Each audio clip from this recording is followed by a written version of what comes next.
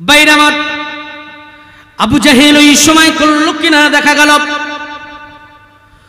সমস্ত কুরাইশদেরকে একত্রিত করলেন। আর নয় গোপনে গোপনে দেখতে পায় মুহাম্মদ, সকলে বলেন সাল্লাল্লাহু আলাইহি ওয়াসাল্লাম, গোপনে গোপনে এমন ভাবে ইসলামটাকে প্রচার করতে লাগলো। একে একে দেখতে পাওয়া গেল এই 3টা বছরে 40 জনের মতো প্রায় হয়ে গেল। এই 3টা বছর ধরে 39 জন মুসলমান হয়ে গেল।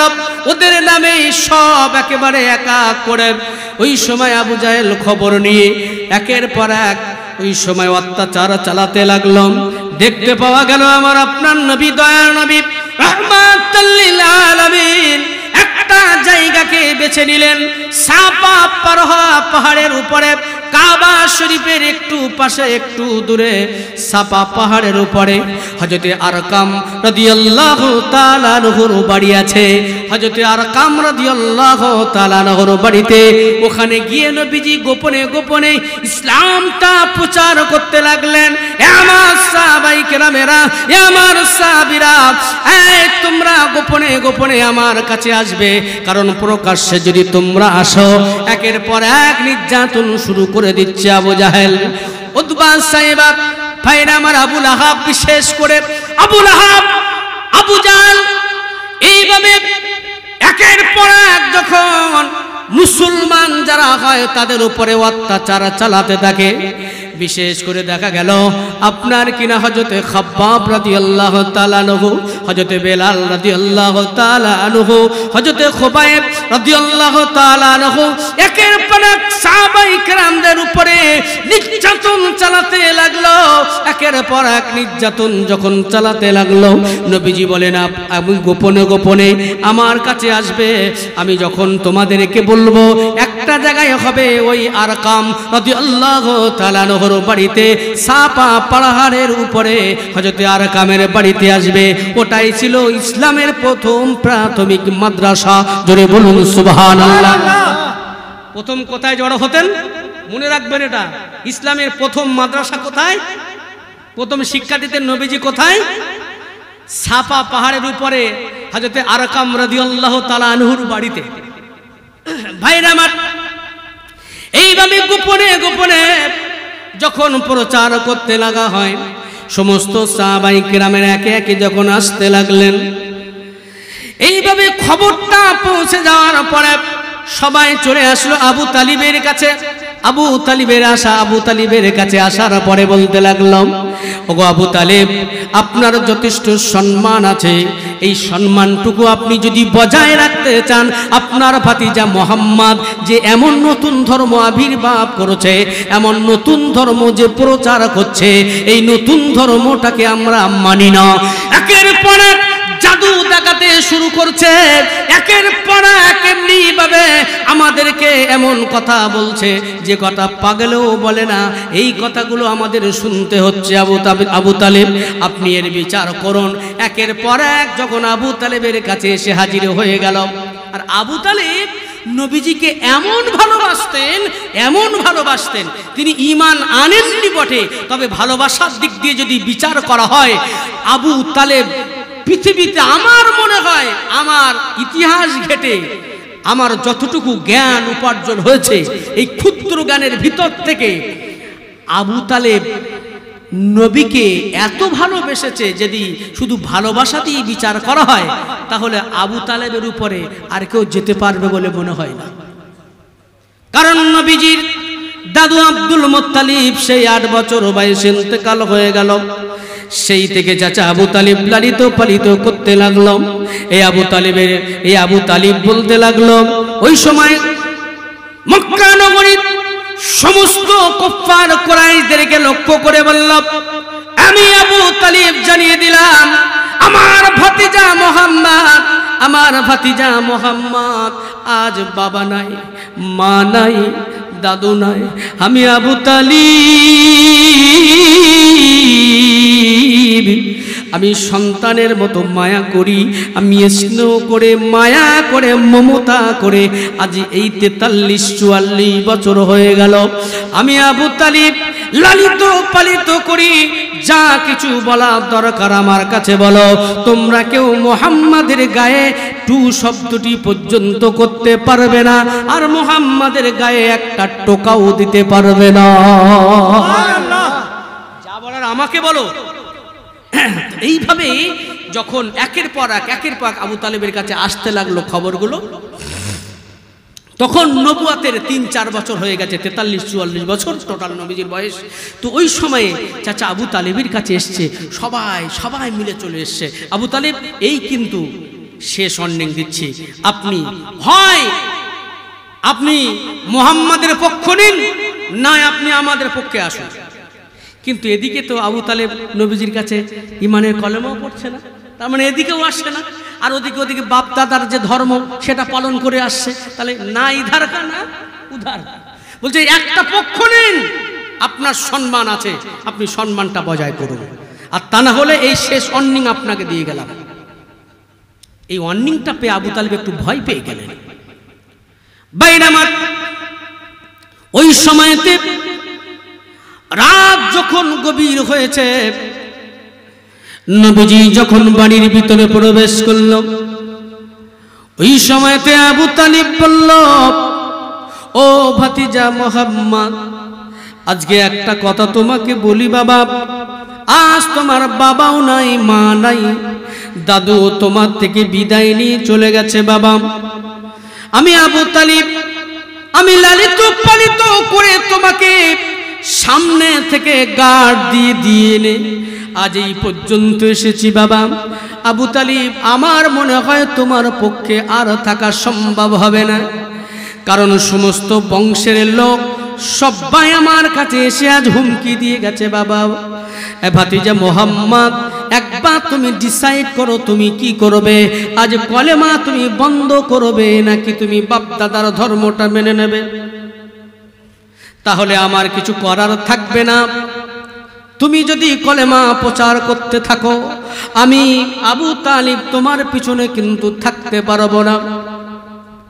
এই কথা শুনবার পরে আমার আপনার নবী, মায়ার নবী, রাহমাতাল লিল আলামিন, চোখ দিয়ে টপ টপ টপ টপ করে সেই দিন পানি গড়িয়ে গেল। এতদিন পর্যন্ত বাবা ছিল না, দুঃখ ছিল না, মা ছিল না, দুঃখ ছিল না, দাদু নাই, সে দুঃখ আবু তালিব বুঝতে দিত না। আজ সেই চাচাও আমার পিছনে ছিল, আজ সেই চাচাও আমার কাছ থেকে বিদায় নিয়ে চলে যাবে। আজ আমার চাচাও নাই। ওই সময় ডুকরে কেঁদে উঠলেন, আর সে সিদ্ধান্ত ঘোষণা আবু তালিবকে জানিয়ে দিলেন। আমার আপনার নবী, দয়ার নবী, রাহমাতাল লিল আলামিন, মায়ার নবী আমার ওই সময় বলেছিলেন, চাচা, পৃথিবীতে আমার এক হাতে যদি চন্দ্র কেউ এনে দেয়, আর এক হাতে যদি সূর্য এনে দেয়, আমি মুহাম্মদ, সকলে বলেন সাল্লাল্লাহু আলাইহি ওয়াসাল্লাম, আমি ঈমানের কলেমা প্রচার থেকে আমি বিরত হব না চাচা। আজ আমার বাবা নাই, আপনাকে বাপের সম্মান মর্যাদা করতাম, আপনাকে বাপের আসনে বসিয়েছিলাম। আজ আমার মা নাই, চাচি আম্মাকে আমি মা বলে আমার মনে আমি বুঝ দিতাম। আজ থেকেও যদি সেই চাচা যারও না থাকে, দুঃখ নাই।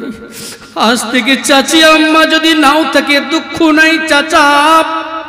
তবে আজ আপনাকে আল্লাহর কসম খেয়ে বলি, আল্লাহি, আজ থেকে যদি কেউ না থাকে চাচা যান, আমি মুহাম্মাদুর রাসূলুল্লাহ সাল্লাল্লাহু আলাইহি ওয়াসাল্লাম ঈমানে কলেমা লা ইলাহা ইল্লাল্লাহ, লা ইলাহা ইল্লাল্লাহ, লা ইলাহা ইল্লাল্লাহ, মুহাম্মাদুর রাসূলুল্লাহ সাল্লাল্লাহু আলাইহি ওয়াসাল্লাম।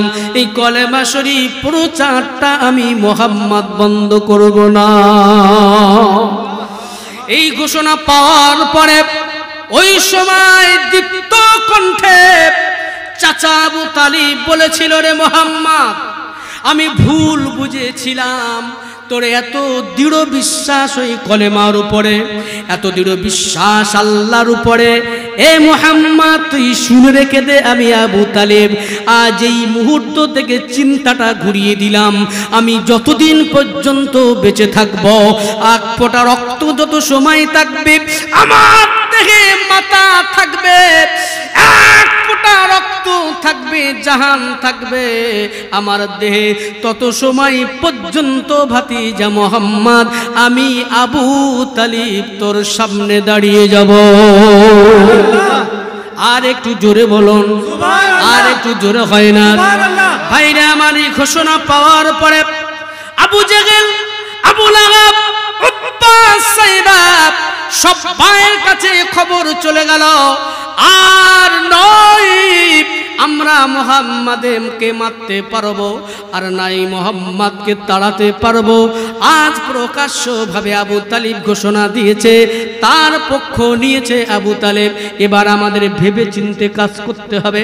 নবীজি আমার ডাক দিলেন নবুয়তের পরপরেই, ওই সাফা পাহাড়ের উপরে যখন ডাক দিলেন, এই মক্কা নগরীরা, কুফার এই কুরাইশেরা, আমি মুহাম্মদ, আমাকে তোমরা বিশ্বাস করো? বলে হ্যাঁ। বলে আমি যদি বলি এই পাহাড়ের অপর দিকে যে তোমাদের জন্য একটা ভয়াবহ একটা বস্তু বা যাই হোক আপনার ভয়ের কিছু কারণ আছে, বিশ্বাস করবে? বলে হ্যাঁ। বলে তবে শুনে রেখে দাও, আমি মুহাম্মদুর রাসূলুল্লাহ সাল্লাল্লাহু আলাইহি ওয়াসাল্লাম আমি তোমাদেরকে জানিয়ে দিলাম, আখিরাত বলে একটা জায়গা আছে। আল্লাহর প্রতি ঈমান আনো, আল্লাহর পাঠানো পয়গম্বর নবী ও রাসূল আমাকে বিশ্বাস করে নাও, কারণ বিশেষ করে আল্লাহর পক্ষ থেকে আল্লাহ আমাকে নবী ও রাসূল করে পাঠিয়েছে। এ কথা শুনবার পরে ওই সময় কুরাইশরা, আবু জেহেল বলল, এ কথা আমি মানি না। আবু লাহাব বলল, এটা আমি তো মানি না। আজ বাপদাদার যদি সেই বাপদাদার ধর্ম যদি তুমি অবমাননা করো, তুমি ধ্বংস হয়ে যাও। কে বলছে? আবু লাহাব। আবু লাহাব নবীজির চাচা, নিজের চাচা নয়। আবু জাহাল নিজের চাচা না, আর আবু লাহাবও নিজের না, পাড়া প্রতিবেশী, পাশে বাড়ি ছিল। ওই আবু লাহাব যখন বললেন, আল্লাহ রাব্বুল আলামিন মুহূর্তের ভিতরে এক সেকেন্ডও দেরি করলেন না। আমার নবীকে আল্লাহ কতটা মহব্বত করেন, আমার নবীকে কতটা পিয়ার করেন, আল্লাহ রাব্বুল আলামিন একটা মুহূর্ত দেরি না করে সঙ্গে সঙ্গে জিবরাইলকে পাঠিয়ে দিলেন, আর সঙ্গে সঙ্গে এই সূরাটি নাজিল করে দিলেন। সূরাটি হলো সূরা লাহাব। আল্লাহ বলছেন নাজিল করে দিলেন, তাব্বাত ইয়াদা আবি লাহাব ওয়া তাব। আল্লাহু আকবার বলবেন না? আল্লাহ ঘোষণা দিলেন, আবু লাহাব ধ্বংস হোক, আবু লাহাবের দুই হাত ধ্বংস হোক, ও আবু লাহাব ধ্বংস হোক। সুবহানাল্লাহ বলবেন না? সুবহানাল্লাহ। আরে কে ধ্বংস হতে প্রথমে বললো? আবু লাহাব। কাকে ধ্বংস হওয়ার কথা বললেন? নবীকে।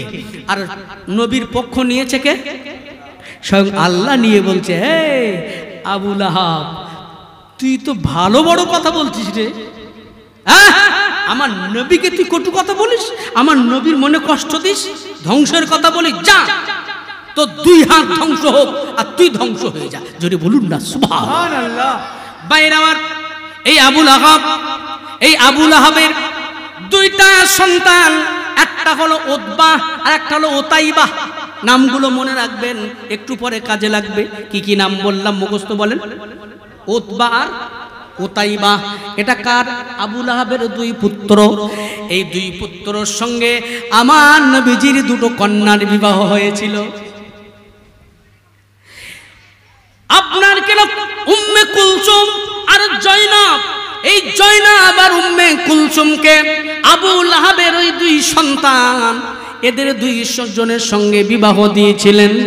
উতবা আর উতাইবার সঙ্গে যখন নবীজি প্রকাশ্যভাবে যখন বললেন, এই আবু লাহাব, এই উতবা উতাইবা, এই তোমরা সবাই শোনো, সবাই শুনে নাও, আমি আল্লাহর পক্ষ থেকে পাঠানো পয়গম্বর নবী ও রাসূল, এটা বিশ্বাস করে নাও।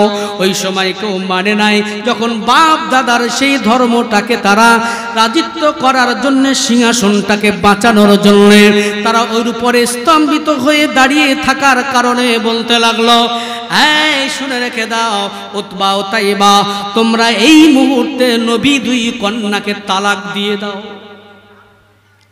নবী দুটি কন্যা শুধু এই দিনটাকে প্রচার করার জন্যে, কে না চায় তার সন্তানের ঘরটা ভালো থাকুক, নিজের দুটো সন্তান চলে আসলো জয়নাব উম্মে কুলসুম উতবা রোতাইবার কাছ থেকে তালাক প্রাপ্ত হয়ে নবীজির কাছে ফিরে চলে আসলো। ওই আবু লাহাব বাইরামান নবীজি প্রকাশ্যভাবে আপনার নামাজ আদায় করতেন, আর সাহাবায়ে কেরামেরা গোপনে গোপনে যারা ঈমান আনত, নবীজি বলেন, এই সাহাবায়ে কেরামরা তোমরা গোপনে গোপনে নামাজ আদায় করবে, প্রকাশ্য করবে না। এই আপনার 43 বছর পর্যন্ত গোপনে গোপনে, এবার যখন আপনার 43 বছর পূর্ণ হয়ে গেল, চতুর্থ পঞ্চম বর্ষে নবুয়াতের চতুর্থ পঞ্চম বর্ষে গিয়ে আমার আপনার নবী দয়ার নবী রাহমাতাল লিল আলামিন যখন নামাজ আদায় করতেন, একদিন নবীজি চলে গেলেন খানায় কাবায়। খানায় কাবা মাকামে ইব্রাহিমের সামনে দাঁড়িয়ে খানায় কাবায় নামাজ পড়ছেন। ওই সময় আবু জেহেল রাতের বেলা বলল, এই রাতের বেলা আলোচনা করলো আমি পাথর নিয়ে যাব, আর মুহাম্মদ যখন নামাজ পড়বে আমি আবু জেহেল এই পাথর দিয়ে মাথায় আঘাত করব, মুহাম্মদকে শেষ করে ফেলব। আজ আমাদের গদি চলে যাবে। দিনের পর দিন দেখতে পেলাম একের পর এক ইসলাম গ্রহণ করেছে, কলেমা পড়ে নিচ্ছে, আমাদের অস্তিত্ব কিছুই থাকবে না। অতএব ওই সময় যেমনি ভাবা তেমনি কাজ। সকাল হয়ে গেল দিনের বেলাতে, ওই সময় দেখতে পাওয়া গেল আমার আপনার নবী দয়ার নবী রাহমাতাল লিল আলামিন ওই সময় খানায় কাবায় যখন নামাজ পড়ছিলেন, ওই সময় যখন চলে গেল আর পাথরটা ছুটতে মারতে যাবে, এমন সময় কিছু সময় পর দেখতে পাওয়া গেল ওই পাথরটা যেন আবু জেহেলের হাতের সঙ্গে আটকে গেল, আর ফিরে আসলো সঙ্গী সাথীরা সবাই দাঁড়িয়ে গেল, দেখবো কেমন ভাবে মুহাম্মদকে হত্যা করে, কেমন ভাবে পাথর দিয়ে আঘাত করে। বাইরে আমার আল্লাহর কি শান। ওই সময় আবু জেহেল ফিরে আসলেন, ফিরে এসে বলতে লাগলেন, আমি এমন ভাবা যেমন রাতে ভেবেছিলাম সেটাকে আমি বাস্তবায়ন করার জন্যে আমি পাথরটা নিয়ে যেই মারতে গেলাম, দেখতে পেলাম মুহাম্মাদের আর আমার মাঝখানে এমন বড় একটা উট দাঁড়িয়ে গেল, এমন লম্বা উট আমার জীবনে, এমন বড় বড় দাঁত, এমন বড় মাথা, উঁচু উট আমি আবু জেহেল কোনোদিন দেখি নাই। ওই উটটা যেন আমাকে কামড়াতে আসছে। সুবহানাল্লাহ। আমি আবু জেহেল ভয় পেয়ে আমি চলে আসলাম, আর হাত থেকে পাথরটা পড়ে না, সুবহানাল্লাহ, হাতে পাথরটা আটকে গেল। বাইরে আমার শুধু তাই নয়, আমার নবী যখন কিনা সিজদায় পড়ে গেলেন, নবীজি যখন খানায় কাবা হাতিমের ভিতরে, কিতাবের ভিতরে লেখা আছে সিরাতের কিতাবে আর রাহিকুল মাকতুম, আপনি যদি খোলেন দেখলে অবাক হয়ে যাবেন। আজই পড়ছিলাম, পরিষ্কার করে লেখা আমার আপনার নবী দয়াল নবী রাহমাতাল লিল আলামিন খানায় কাবাতে যখন সিজদায় পড়ে যেতেন, ওই সময় আবু জেহেল লোক লস্কর নিয়ে পচা উটের ভুঁড়িগুলো নিয়ে, পচা পচা উটের নাড়ি ভুঁড়িগুলো নিয়ে আমার নবীর মাথার উপরে চাপিয়ে দিত। আমার নবী মাথা তুলতে পারত না। ওই সময় দুধ থেকে যারা দেখতে পেত আবু বকর হুজুরকে লক্ষ্য করে বললেন, রে আবু বকর, তোমার সঙ্গী সাথীকে বাঁচাও, যাও। হাতেমের ভিতরে নামাজ আদায় করেছিল, দেখো আবু জেহেলরা মিলে নাড়ি ভুড়ি গুলা চাপিয়ে দিয়েছে। ওই সময় আবু বকর হুজুর চলে গেল এবং অন্য রাতে এসেছে কখনো কখনো ফাতিমা, ছোট্ট ফাতিমা চলে যায়, ছোট্ট ছোট্ট হাত দিয়ে ওই নাড়ি ভুড়িগুলো সব সরাইয়া দিয়েছে। আমার নবীকে, আমার নবী কত কষ্ট করেছে ইসলামটাকে বাঁচানোর জন্য, ইসলামটাকে প্রচার করার জন্য, কত কষ্ট করেছে, কত মেহনত করেছে। ভাইরা আমার, ভাইরা আমার, বিশ্ব নবী মুহাম্মদুর রাসূলুল্লাহ সাল্লাল্লাহু আলাইহি ওয়াসাল্লাম কিছু বলছেন, কিছু বলছেন? দুরূদ শরীফ আল্লাহুম্মা সাল্লি আলা, শেষ করে দেব না? ও আচ্ছা আচ্ছা, ওয়া আলা আলি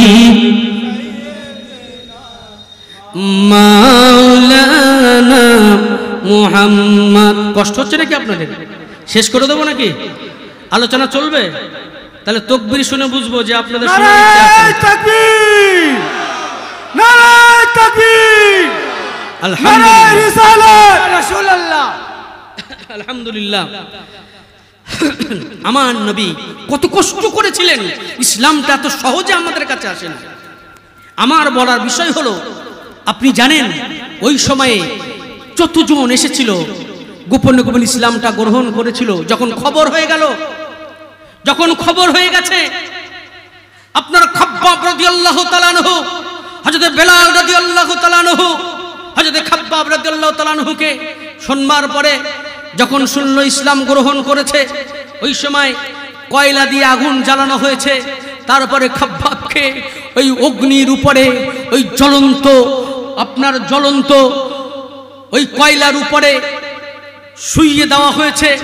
হযরত খাব্বাব রাদিয়াল্লাহু তাআলা আনহুকে যখন ওই অবস্থায় শুইয়ে দেওয়া হয়েছে আগুনের উপরে, এ খাব্বাব, তুই যদি ইসলামের কলেমা, এই ঈমানের কলেমাটা যদি ত্যাগ করতে পারিস, তাহলে পরে আমরা তোকে রেহাই দেব, তা না হলে এই আগুনের উপরে তোকে পুড়ে ঝলসে মরতে হবে। ততক্ষণ পর্যন্ত খাব্বাব রাদিয়াল্লাহু তাআলা আনহু বলেছিলেন, আমি অত সময় পর্যন্ত আমি ঈমানের কলেমা ছাড়ব না, যত সময় না পর্যন্ত আমি খাব্বাব, আমার দেহে এক ফোঁটা রক্ত থাকবে, যত সময় পর্যন্ত আমি খাব্বাব, আমার দেহে প্রাণ থাকবে, তত সময় পর্যন্ত আমি ঈমানের কলেমা লা ইলাহা ইল্লাল্লাহু মুহাম্মাদুর রাসূলুল্লাহ সাল্লাল্লাহু আলাইহি ওয়াসাল্লাম, আমি তত সময় ছেড়ে দেব না। একবার জোরে বলুন না সুবহানাল্লাহ। আপনি জানেন আজকে ইসলামটা আসলে কি জানেন, মেহেন্দি রং লাতি হ্যায় পিস জানে কি বাত, একটা কথা আছে না, মেহেন্দি রং দেয় তখনই যখন তাকে পেশা হয়।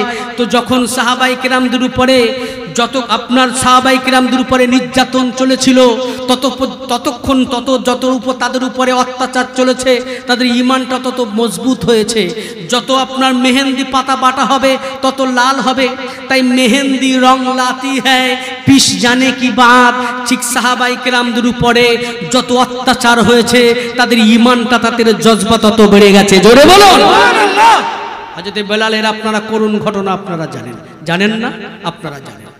ভাইয়ের আমার, শুধু তাই নয়, শুনলে অবাক হয়ে যাবেন, আপনার নবুয়তের ৬ষ্ঠ বছরে এসে হাজির হল, যখন দেখা গেল অত্যাচার চলছে, অত্যাচার আর অত্যাচার, আল্লাহর দরবারে ওই সময় দোয়া করলেন, আল্লাহ আপনি আবু জাহালকে না হয় ওমরকে, আল্লাহ আপনি বৃহস্পতিবার দিবাগত রাত্রে আল্লাহ রসুল দোয়া চাইলেন আল্লাহর কাছে, আল্লাহ দুইজনের একজনকে আপনি ইসলামের জন্য আপনি কবুল করুন, ইসলামটা প্রকাশ্যভাবে প্রচার করতে সুবিধা হবে। আল্লাহ বৃহস্পতিবার দিবাগত রাত্রে অর্থাৎ জুমার রাতে দোয়া করলেন আল্লাহর দরবারে।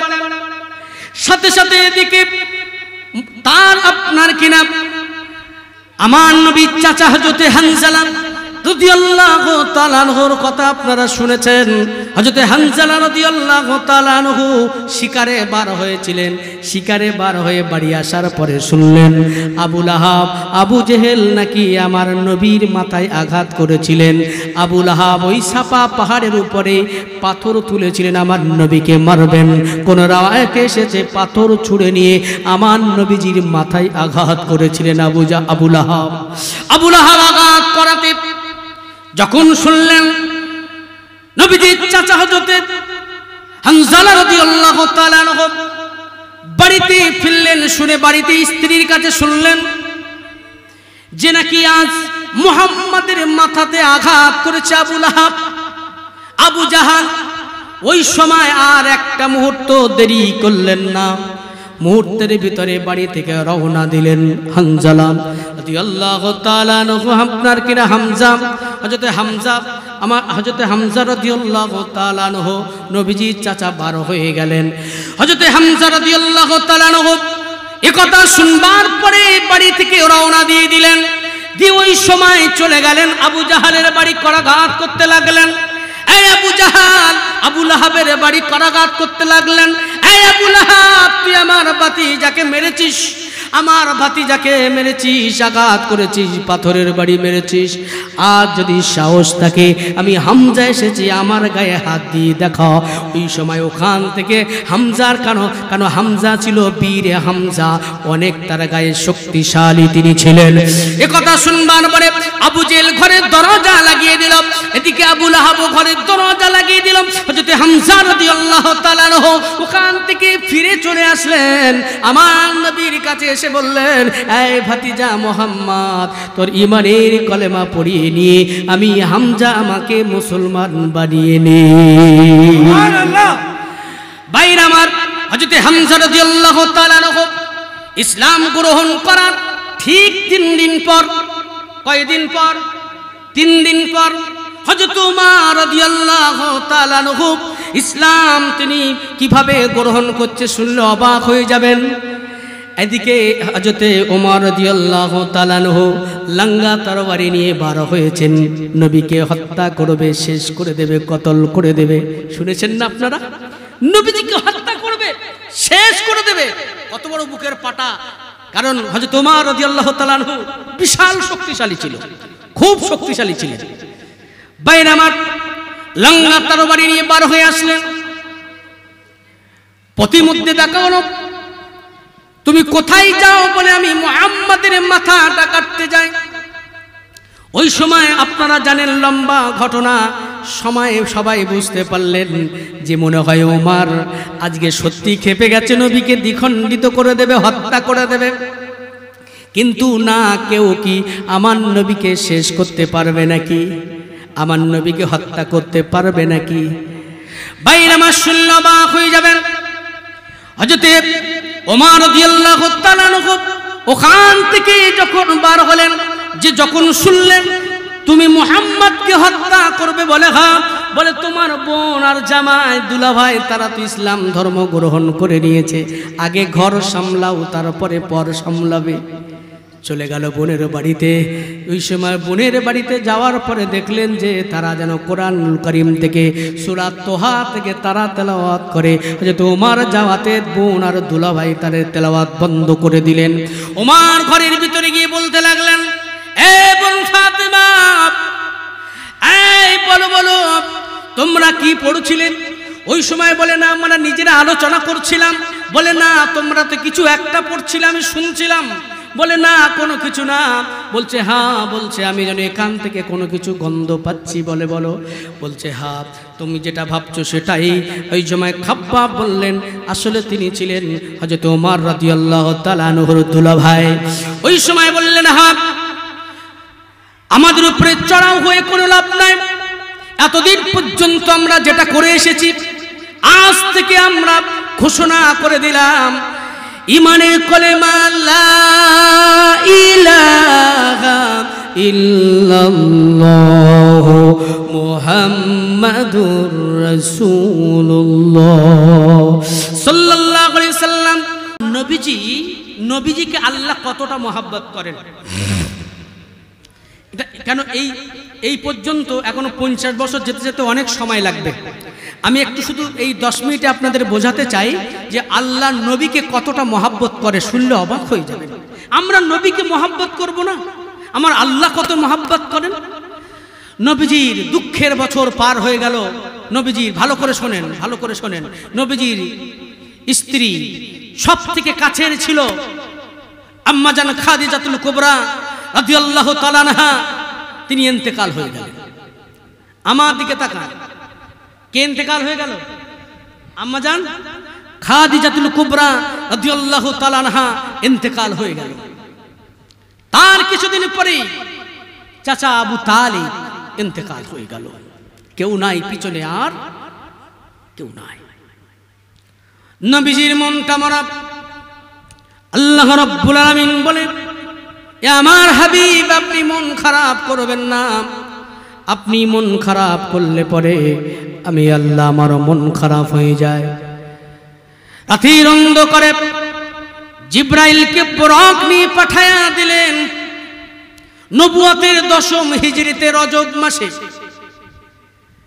ওই সময়ে জিব্রাইল চলে আসে বুরাক নিয়ে। লম্বা ঘটনা আপনারা জানেন, পুরো মিয়ারাজের ঘটনা বলছি না, শুধু বুঝাবার জন্য। নবী আমাদের কতটা মহাব্বত করে, আল্লাহ নবীকে কতটা মহাব্বত করে, আমরা কেন নবীকে মহাব্বত করব না? নবী আমাদের কতটা মহাব্বত করেন। আমার দিকে তাকান, বুঝতে পারছেন তো যে নবী আমাদের কতটা মহাব্বত করে? এটা শুনলে বুঝতে পারবেন, আর এটা শুনলে এটাও বুঝতে পারবেন যে স্বয়ং আল্লাহ নবীকে কতটা মহাব্বত করেন। তাহলে আমাদের মহাব্বত করার দরকার আছে না নাই? তাহলে আপনারা নিজেরাই বুঝে যাবেন। ওই মিয়ারাজের রাত্রে লম্বা ঘটনা আমি সার সংক্ষেপ আপনাদের কাছে বোঝাতে চাই। আল্লাহর দরবারে নবী হাজির হয়ে গেলেন। আল্লাহর দরবারে নবীজি যখন পৌঁছে গেলেন, মিয়ারাজে গিয়ে নবী আমার ডুকরে ডুকরে কাঁদতে লাগলেন। আল্লাহ বলে, আমার হাবিব, কোন কারণে আপনি কাঁদেন? আপনার কান্নার কারণটা কি একবার বলেন। এ কথাটা শুনবার পরে যখন কিনা শুনতে পেলাম, নবী বলল, রব্বুল আলামিন আল্লাহ পাক, আপনি হলেন আলিমুল গায়ব, আপনি হলেন সামিউম বাসীর, আপনি সব জানেন, সব শোনেন। আমি কোন কারণে কান্না করি, কিসের কান্না, কি কারণে কাঁদি আপনি জানেন। আল্লাহ বলে, আমার হাবিব, আমি তো জানি, তবে আপনার জবান থেকে, আপনার মুখ থেকে শুনলে পরে আমি আল্লাহ বড় খুশি হয়ে যাই।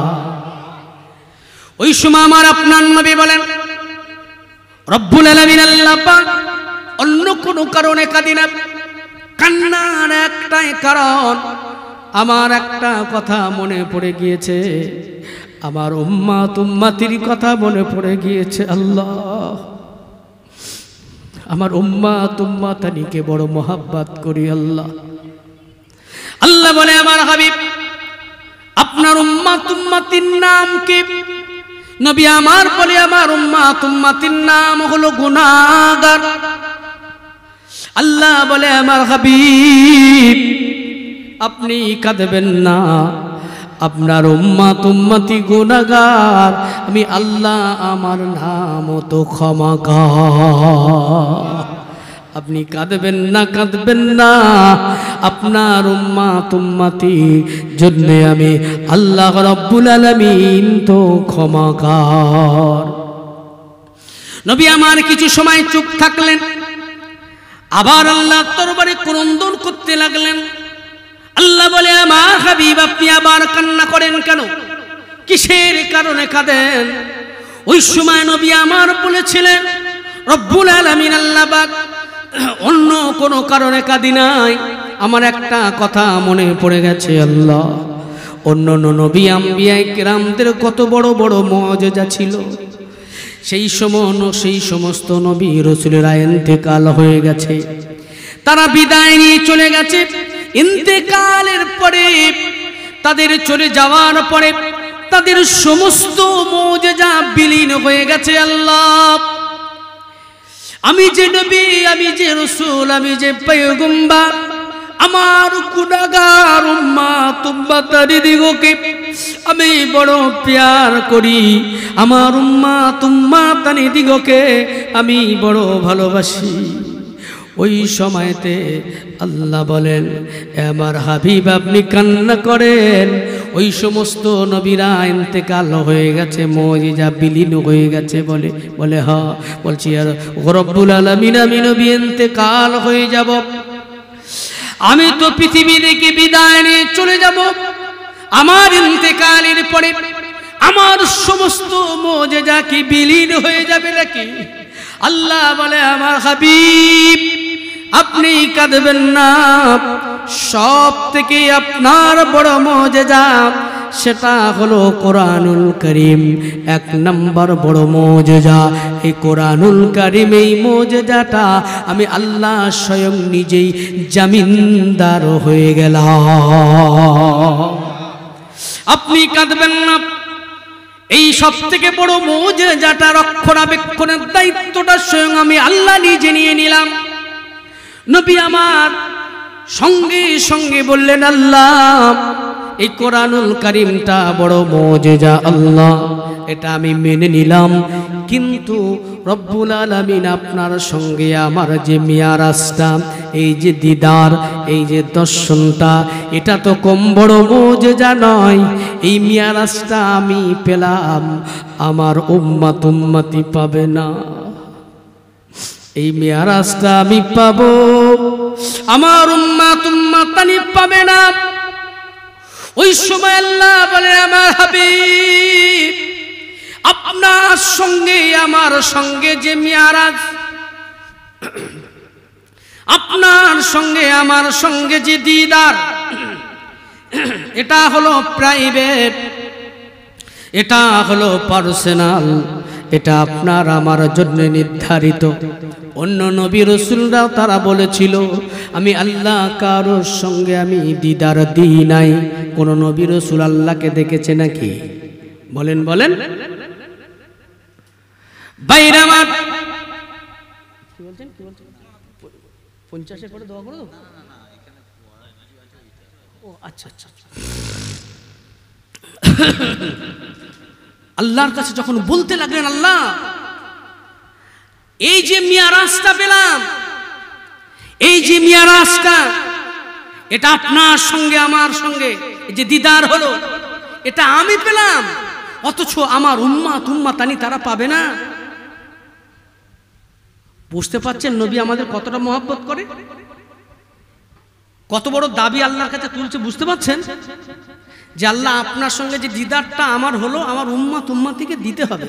বাড়ি গিয়ে সুবহানাল্লাহ বলবেন, জোরে বলতে পারলেন না সুবহানাল্লাহ? বাইরে আমার শুনলে অবাক হয়ে যাবেন। আল্লাহ রাব্বুল আলামিন বলে, আমার হাবিব আপনার সঙ্গে আমার সঙ্গে এটা পার্সোনাল, এটা প্রাইভেট, এটা তো আর কারণ নয়। বলছো রব্বুল আলামিন, আল্লাহ পাক আমি জানি না, আপনি আমাকে বলেছেন, অন্যান্য নবীর কথা বলছেন, অন্যান্য নবী আম্বিয়া ইকরামরা যাতে রাজি, আপনি তো তাতে রাজি না। আপনি বলেছেন আমার হাবিব আল্লাহ আপনি যাতে রাজি, তামাম নবী আম্বিয়া ইকরামরা তাতে রাজি হতে হবে। আর আমার বেলা জানিয়েছেন, হাবিব রে আপনি যাতে রাজি, আমি আল্লাহ স্বয়ং তাতে রাজি। আপনি তো আমার বেলা জানিয়েছেন যে আমি যাতে রাজি, আপনি তাতে রাজি। সুবহানাল্লাহ বলবেন না? আল্লাহ আমি তো চাই আমার উম্মাত উম্মাতির এই মিয়ারাজটা দিতে চাই, আল্লাহ আপনি দেবেন না। আল্লাহ বলে, আমার হাবিব জান আপনার উম্মাত উম্মাতানি দিগকে আমি আল্লাহ রাব্বুল আলামিন এই মিয়ারাজটা দিলাম, তবে একটা শর্তের উপরে। কয়টা শর্ত? একটা শর্ত। বলে কি? বলে যাদের ঈমান থাকবে, ঈমান, ওই ঈমানওয়ালাদের জন্য আমি আল্লাহ একটা মিয়ারাজের ব্যবস্থা করে দিলাম। মিয়ারাজ করতে চান আল্লাহর সঙ্গে আপনারা? কারা কারা কারা কারা আল্লাহর সঙ্গে দিদার পেতে চান? একটা হাত তুলে দেখান। কারা কারা মিয়ারাজ পেতে চান? নারী তাকবীর, নারী তাকবীর, আল্লাহু আমিন। হাত নামান। আল্লাহ আমাদের সবাইকে কবুল করেন, জোরে বলুন আমিন।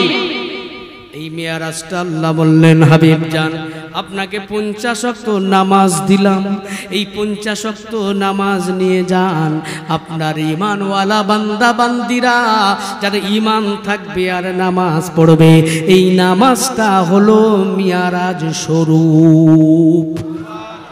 ডাইরেক্ট মেয়ারাজ সহ্য করতে পারবে না, আমার নূরের তাজাল্লি পাওয়ার সহ্য করতে পারবে না। অতএব যাও এই নামাজটা মিয়ারাজ স্বরূপ, মিয়ারাজের মতো আমি আল্লাহ এটা দিয়ে দিলাম। জোরে বলুন কত ওয়াক্ত? 50। কমে কমে কত আসলো? আপনারা সবাই জানেন 5 ওয়াক্তে আসলো। এই 5 ওয়াক্ত নামাজ, এই 5 ওয়াক্ত নামাজ আমরা কারা কারা 5 ওয়াক্ত পড়তে পারি একটু হাত তুলে দেখান তো দেখি। আলহামদুলিল্লাহ, আল্লাহ কবুল করুন, হাত নামান। আর বেশ কিছু হাত ওঠেনি। আমি কি আজকে একটু আপনাদের কাছে অনুরোধ করব যে অন্তত পক্ষে 5টা জন একটু নিয়ত করতে পারবে, হুজুর আমি আজ থেকে 5 ওয়াক্ত নামাজ আমি পড়তে পারি না ঠিক মতো, আজ থেকে 5 ওয়াক্ত পড়ব। তবে আজকে মাহফিলে আসাটা সার্থক হবে, আমার বলাটা সার্থক হবে, আপনাদের ইন্তজাম করাটা সার্থক হবে। 5 জনকে বলতে পারো হুজুর আমি 5 ওয়াক্ত নামাজের নিয়তটা করবো ইনশাল্লাহ। তারপরে আমি এবার আলোচনা আগে বাড়বো, তা না হলে দোয়া করে দেবো, কারণ সারা রাত জলসা করে তো লাভ নেই যদি পরিবর্তন না হয়। এই কথা বলেন ঠিক কি? পরিবর্তন যদি না হয় জলসা করে কোনো লাভ হবে না, সারা রাত শুধু চেল্লানোই হবে। আমি 5 জনকে চাই, যদি 5 জন হয় আমি এখন আবার আলোচনা শুরু করবো ইনশাল্লাহ। শুনলে অবাক হয়ে যাবেন। আপনি পড়বেন? আসেন মোসাফা করবো আপনার সঙ্গে, আসেন। আলহামদুলিল্লাহ, আসেন আসেন, আমার আল্লাহ দেখছে, খুশি হবে। বিশ্বাস করুন, লজ্জা নয়। এই বাবু হাসবে না, খবরদার না, আমার আল্লাহ দেখছে, আল্লাহ খুশি হয়ে যাবে। আসেন উপরে আসেন, উপরে আসেন, উপরে আসেন, উপরে আসেন, আমার আল্লাহ খুশি হবে। এতগুলি মানুষের ভিতরে এই মানুষটাকে আল্লাহ কবুল করেছেন, আলহামদুলিল্লাহ বলবেন না? কি নাম? শেখ নাসিমউদ্দিন, শেখ নাজিমউদ্দিন, আলহামদুলিল্লাহ নাসিমউদ্দিন। আমার শেখ নাসিমউদ্দিন ভাইজান বলল হুজুর আমি আজ থেকে 5 ওয়াক্ত নামাজ পড়বো। আপনার খুশি না? আরে আমার আল্লাহ তো খুশি, আমাদের তো খুশি হতেই হবে। কথা বলেন ঠিক কিনা? আমার এই ভাইজানকে আল্লাহ হায়াত কিসমত দারাজ করেন, যদি বলেন আমিন। আল্লাহ 5 ওয়াক্ত নামাজি বানিয়ে নেন, যদি বলেন আমিন। ও রব্বুল আলামিন কিয়ামতের মহা ময়দানে মাশারে যেদিন কেউ কারো হবে না, নবীর সুপারিশ শাফাত আপনি নসিবে কবুল করে দেবেন, জোরে বলুন আমিন। কিয়ামতের দিন যেদিন নামাজীদের আর বেনামাজীদের কাতার আলাদা করা হবে, ওই দিন নামাজীদের আর বেনামাজীদের কাতারে আল্লাহ যখন আলাদা করবেন, আমার ওই ভাইটাকে নামাজীদের কাতারে আপনি দাঁড় করাইয়া দেবেন। আল্লাহ রুজি রোজগারে বরকত দিন, জোরে বলেন আমিন। বাড়ির বালা মুসিবত আমার ভাই জানে সব দূর করে দিন, জোরে বলুন আমিন। আসমানি বালা যদি থাকে আসমানে তুলে নেন, আল্লাহ জমিনে বালা যদি থাকে জমিনে দাফন করে দেন, জোরে বলুন আমিন। আর 4 জন আছে আমার ভাইজানের সঙ্গে, শেখ নাসিমউদ্দিন ভাইয়ের সঙ্গে আর 4 জন চাই। আর 4 জন যারা নামাজ পড়েন তারা হাত তুলবেন না, যারা নামাজ পড়তে পারেন না 5 ওয়াক্ত, ধরেন 2 ওয়াক্ত হয়, 1 ওয়াক্ত হয়, 4 ওয়াক্ত হয় না, এই রকম মানে গড়মিল যাদের ঠিক নাই, এই রকম যারা 5 ওয়াক্ত পড়তে পারবেন, নিয়ত করার দায়িত্ব আমাদের। অনেকে ভয় পাচ্ছে আমি হাত তুলি কি করে, আমি 5 ওয়াক্ত পড়বো কিভাবে? কে বলেছে আপনি পড়বেন? আমার আল্লাহ আপনাকে পড়িয়ে নেবেন, জোরে বলুন। নিয়ত করার দায়িত্ব আমাদের, কবুল করার দায়িত্ব কার? জোরে বলেন। আল্লাহর দায়িত্ব। আমরা নিয়ত যদি সঠিকভাবে করতে পারি ইনশাআল্লাহ আমার আল্লাহ আমাকে আপনাকে সমস্ত ভালো কাজ আল্লাহ করিয়ে নেবেন। আপনি আজ রাতে বাড়ি যাবেন, রাত হচ্ছে তো কি হয়েছে, আপনি বাড়ি গিয়ে বলবেন আল্লাহ আজকে আমি ঘুমাচ্ছি, ফজরের আগে আপনার কাছে বলে দিলাম আল্লাহ ফজরের ওয়াক্তের নামাজটা আপনি আমার দ্বারা পড়িয়ে নেবেন, আল্লাহ ঠিক সময় ঘুমটা ভাঙিয়ে দেবেন। দেখবেন বিনা অ্যালার্মে আপনার ঘুমটা ভাঙিয়ে দিতে পারে কে? জোরে বলেন। বিশ্বাস করুন এটা পরীক্ষিত, কোনো অ্যালার্ম লাগবে না আপনার।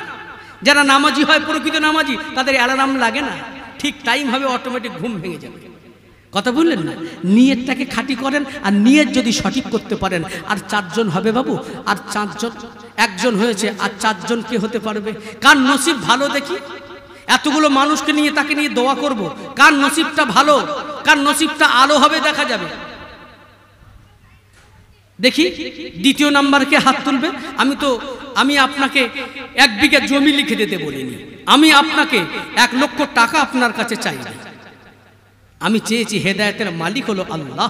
যদি আমাদের এই মাহফিলের ওসিলায়, যদি এই বক্তৃতার ওসিলায় এবং আল্লাহর রহমে এখন যদি আপনি পরিবর্তন হতে পারেন, আজকের মাহফিলটা ওই ওসিলা করে আমাদের জন্য কবুল হয়ে যেতে পারে এবং আমাদের জন্য নাজাতের ওসিলা হতে পারে। যদি বলেন না ইনশাআল্লাহ। দ্বিতীয় নাম্বারে একজন নামাজি আপনি পড়বেন, আমার মুরব্বী কি বাবাজি নাম, একটু আসবেন, মুসাফা করব। আহা, আজকে আল্লাহ আপনাকে আল্লাহর দরবারে অনেক মর্যাদা। বিশ্বাস করুন, এই শেষ জামানায়, আখেরি জামানায়, এই সময়ে 5 ওয়াক্ত নামাজ আদায় করা, নিয়ত করা, এটা সৎ সাহসের থাকার দরকার আছে। এই জিহাদের সমতুল্য বর্তমান। কারণ কি নাম বাবজি? শেখ মোহাম্মদ আনসার। 5 ওয়াক্ত নামাজ পড়বেন ইনশাআল্লাহ? আলহামদুলিল্লাহ। আর একটু দাড়িটা একটু ছাড়ার চেষ্টা করবেন। হ্যাঁ, এটা অনুরোধ থাকলো আপনার সন্তান হিসাবে। আমার এই পিছনে বসেন না, বসেন, পিছনে বসেন। আমার এই বাপজি আল্লাহ আপনার দরবার আল্লাহ আপনি কবুল করে নেন। জোরে বলেন আমিন। আরো যে আল্লাহুম্মা আমিন। নিজের ইচ্ছায় দেখেন, নিয়তটা করে নেন। আল্লাহ ওয়াদা করছেন যে ভালো কাজের নিয়ত করে আমি আল্লাহ সেটাকে পূরণ করে নিই। জোরে বলুন, আরো জোরে হয় না? আলহামদুলিল্লাহ। আসুন 3 নম্বরে, আর 3 জন হবে না ইনশাআল্লাহ। বিশ্বাস করুন, এই 5 জনকে আপনি দেখে নেবেন, নসিব দেখে নেবেন, নসিবটা দেখে নেবেন। এই নতুন নামাজি তো আপনি দেখে নেবেন ইনশাআল্লাহ। আজকে দোয়া করে যাচ্ছি, এই 5 জন যদি হয়, এই 2 জন হয়ে 3 জন। আমার যুবক ভাইরা কই গেল? আমার যুবক ভাইরা আজকে জলসা শোনে না, কি বলেন? সব পিছনে। হ্যাঁ, আমার যুবক ভাইদের ভিতরে 1-2 জন দেখতে চাই। যুবকদের আমার নবী বড় ভালোবাসতেন, নবীজি খুব ভালোবাসতেন। আমার আল্লাহও যুবকদের ভালোবাসে। আল্লাহর আরশের নিচে 7 শ্রেণীর স্থান দান করবেন। 7 শ্রেণী ব্যক্তির, শোনেন, 7 শ্রেণীর স্থান দান করবে আল্লাহর আরশের নিচে। দ্বিতীয় নম্বরে হলো এই যুবকদেরকে। সুবহানাল্লাহ বলবেন না? এই যুবক বয়সে যারা আল্লাহর ইবাদত বান্দেগী করেছে, ওই যুবকদের আল্লাহর আরশের নিচে ছায়া দান করবেন। আরো চিল্লে বলুন না সুবহানাল্লাহ। তাহলে আমার আল্লাহ যুবকদের কতটা মহব্বত করে বুঝতে পারছেন? আসেন, আর 2 জন হয়ে 3 জন। আমি যেখানে যাই বাবু এটা চেষ্টা করি, কারণ এটা রসিলা করে আমাদের সকলের নাজাতের রসিলা হতে পারে না, পারে না। এই প্রত্যেকটা মাহফিল 2 জন, 5 জন, 10 জন করে যদি হয়ে যায়, আর যারাই নামাজি আছেন আপনাদের কাছে বলে যাব, আজ থেকে অন্তত পক্ষে 1 জন করে নিয়ত করবেন যে আমি 1 জনকে নামাজি করব। সে আপনার ছেলেকে হোক, আপনার ভাইকে হোক, আপনার চাচাকে হোক, আপনার স্ত্রীকে হোক, আপনার মেয়েকে হোক, মনে মনে নিয়ত করে নেবেন। আমি আজ থেকে নিয়ত করে নিলাম 1 জনকে কি করব? নামাজি করব। দেখবেন ওই ওসিলা ইনশাআল্লাহ আল্লাহ চাহে তো আপনার নাজাতের ওসিলা হয়ে যেতে পারে। জোরে বলুন না ইনশাআল্লাহ। জোরে বলেন না আল্লাহুম্মা আমিন। দেখেন 3 নম্বরে কি আছে বাবু, শুনলে অবাক হয়ে যাবেন। আল্লাহ কতটা নবীকে মহব্বত করে, নবী আমাদেরকে কতটা মহব্বত করে। ওই যে 50 ওয়াক্ত নামাজ কেটে কেটে 5 ওয়াক্ত আসলো। একটু চিন্তা করে দেখেন, যার বলাবে সেই বলতে পারবে, আর শত চেষ্টা করলেও আল্লাহর পিয়ারা যে হতে পারবে না, সে বলতে পারবে না। একটু চেষ্টা করে দেখেন, একটু বলার চেষ্টা করেন যে আপনার নসিব ভালো না কালো, ট্রাই করে দেখেন। যে কেউ বলতে পারবে না। ইচ্ছা করবেন আপনি তো বলতে পারবেন না। শয়তান আপনাকে জড়িয়ে ধরবে, শয়তান আপনাকে টেনে ধরবে, শয়তানের ভিতরে আপনি পাকড়াও হয়ে গেলেন। বলতে পারলেন না, নিয়ত করতে পারলেন না, মানে শয়তানের আপনি চক্রে পড়ে গেলেন, আপনি আবদ্ধ হয়ে গেলেন। আর বলতে পারলেন তো শয়তানকে আপনি লাথি মেরে দিলেন। তাহলে শয়তান আপনাদের কি পাকড়াও করে ফেললো? শয়তানকে লাথি মারতে পারবেন না। যে জন্য আমি শয়তানের পিছনে লাথি মেরে দিয়ে আমি নিয়ত করলাম, হুজুর আমি আজ থেকে 5 ওয়াক্ত নামাজ পড়বো ইনশাআল্লাহ। এই যুবকদের ভিতরে 1 জন দেখতে চাই। এই এতগুলো যুবক দেখতে পাচ্ছে, 1 জন যুবক আমি দেখতে চাই। একটু হবে না বাবু? চিন্তা ভাবনা করে দেখেন না যে 1টা জন আমার নামাজ হতে পারে কি যুবকদের ভিতরে? আমি তো 5 জন চেয়েছি, আমি তো 50 জন বলিনি বাবু। এবার দেখেন, এই নামাজি যারা হয়, কামতের দিন, মুসিবতের দিন, দয়ার নবী, মায়ার নবী আমার প্রকৃত উম্মাতনিদেরকে চিনবেন কিভাবে? যারা নামাজি হয় তারা ওযু বানায়, আর অজুর স্থানগুলো কিয়ামতের দিন, মুসিবতের দিন, যেদিন কেউ কারো হবে না, স্বামী স্ত্রীর হবে না, স্ত্রী স্বামীর হবে না, পিতামাতা সন্তানাদির হবে না, কেউ কারো হবে না। ওই কিয়ামতের দিন, মুসিবতের দিন আমার আপনার নবী, দয়ার নবী রাহমাতাল লিল আলামিন হন্যে হয়ে ঘুরবে, খুঁজবেন। কোথায়? পাগলের মতো খুঁজবেন। আমার উম্মাত পড়ে রইল নাকি? জাহান্নামে ছুটে দেখবেন আমার উম্মাত উম্মতি পড়ে রইল কিনা। উম্মাত উম্মতি চিনবে কিভাবে? যারা অজু করতো, নামাজ পড়তো, অজু বানাতো, তাদের অজুর স্থানগুলি নূর আর নূর চমকাতে থাকবে। জোরে বলুন, আর একটু জোরে বলুন সুবহানাল্লাহ। নারে তাকবীর, নারে তাকবীর। নবী পাগলের মতো ছুটে বেড়াবে। আমার কথা উম্মাত উম্মতি বাদ পড়ে গেল নাকি? বলে ইয়া রাসূলুল্লাহ, হাবিবাল্লাহ, হুজুর আপনি চিনবেন কিভাবে? বলে আমার উম্মাত উম্মাতানিরা ওযু করবে, ওযু করার স্থানগুলো আল্লাহ নূর জ্বালাবে, নূর দিয়ে আলো জ্বলতে থাকবে, নূর চমকাতে থাকবে। জোরে বলুন না, আর একটু জোরে হয় না? শুধু তাই নয়, 5 ওয়াক্ত নামাজ যারা পড়ে আল্লাহ তাদের কতটা মহব্বত করে।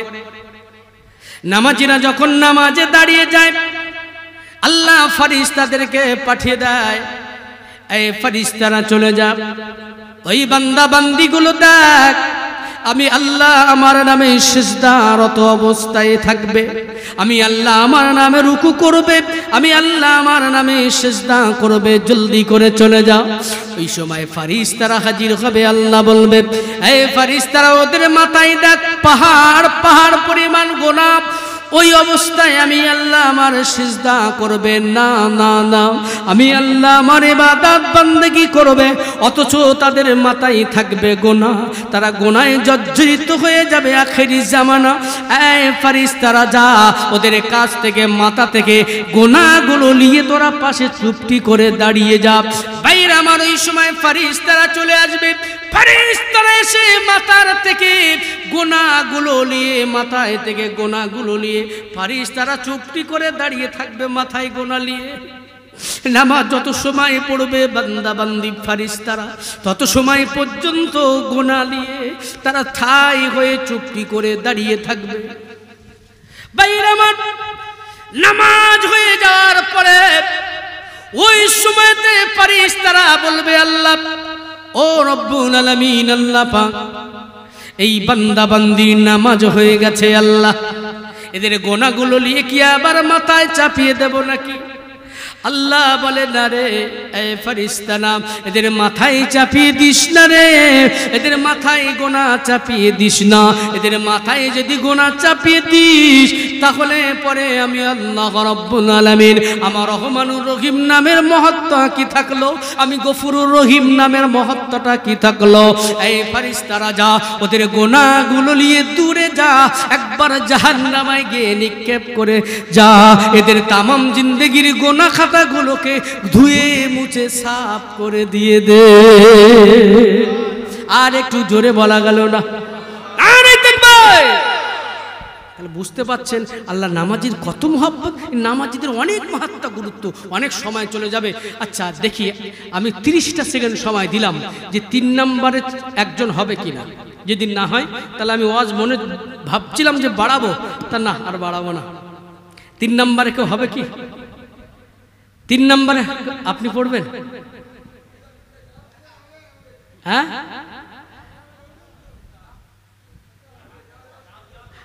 নামাজ আমি 5 জনকে চেয়েছি, 2 জন হয়েছে। 3 নম্বরে দেখেন না, না কাউকে জোর করবেন না, জোর করে বলালে সে নামাজ পড়বে না। সে বলবে আমি তো জোর করে বলেছি, তোরা বলেছি তাই। নিজের ইচ্ছায়, কেন সবাই হেদায়েত পাবে না বাবু? নবীজির চাচা নবীকে এত মহব্বত করত আবু তালিব, সেই ইমানের কলেমা পড়ল না। তো আমরা কি নবীর চাচা আবু তালিবের মতো ভালোবাসতে পেরেছি? পারিনি। তো হেদায়েত সবাই পাবে না, সবার নসিবে জুটবে না। একটু দেখেন না, আমি 30টা সেকেন্ড সময় দিলাম, তা না হলে আমি কিন্তু সালাম কিয়াম করে দেবো, দোয়া করে দেবো। আর একজন হবে বাবু?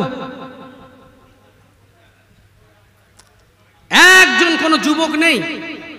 তাহলে আমি একটা যে শেষ ঘটনাটা বলছিলাম যে আল্লাহ আমাদের কতটা মহব্বত করে, আল্লাহ নবীকে কতটা মহব্বত করে, আর নবী আমাদের কতটা মহব্বত করেন, শুনলে অবাক হয়ে যেতেন আপনারা। কিন্তু আমি চেয়েছিলাম 5 জন নামাজি হলে তারপরে আমি আলোচনা করব, কিন্তু যেহেতু হলো না, কি করা যাবে, তাহলে আর আলোচনা করে লাভ নেই, শেষ করে দিই। আবার পরে আলোচনা হবে, আবার পরে তখন দেখা যাবে ইনশাল্লাহ।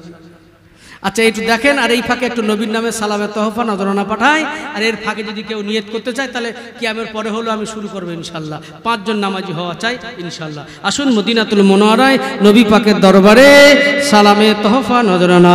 এ নবী সালাম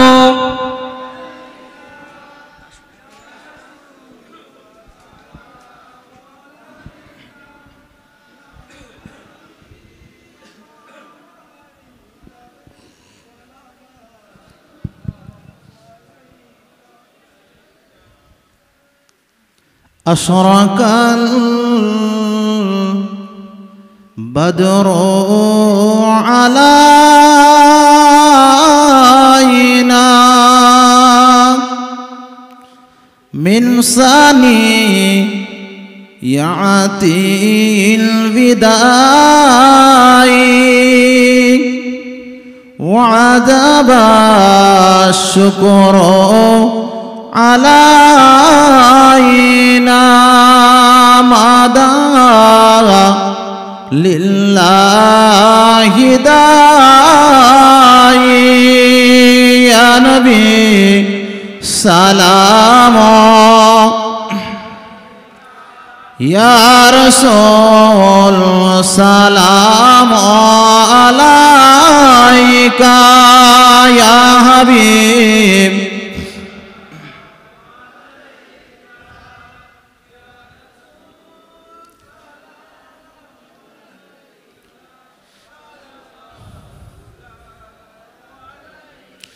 আমরা যে আপনার দিওয়ানা, আপনি যে মোদের ঠিকানা, কবে যাব সোনার মদিনা, পাঠালাম সালামের নজরানা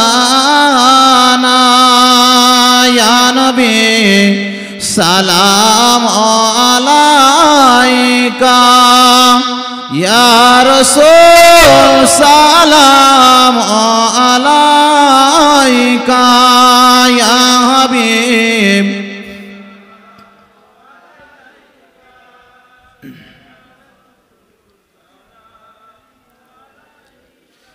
কোরআনে পড়ি আপনার নাম, আজানে শুনি আপনার নাম, দরুদে পড়ি আপনার নাম, আপনি যে নূরে মুজাসসাম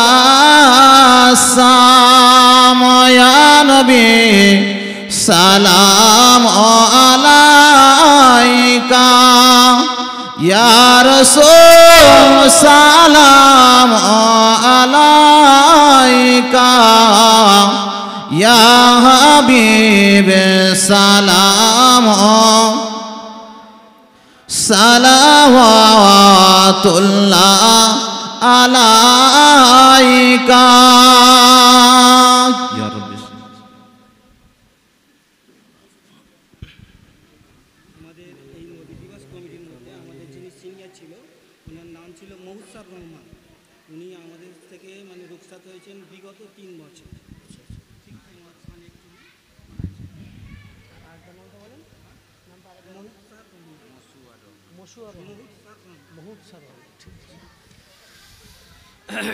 আলহামদুলিল্লাহ,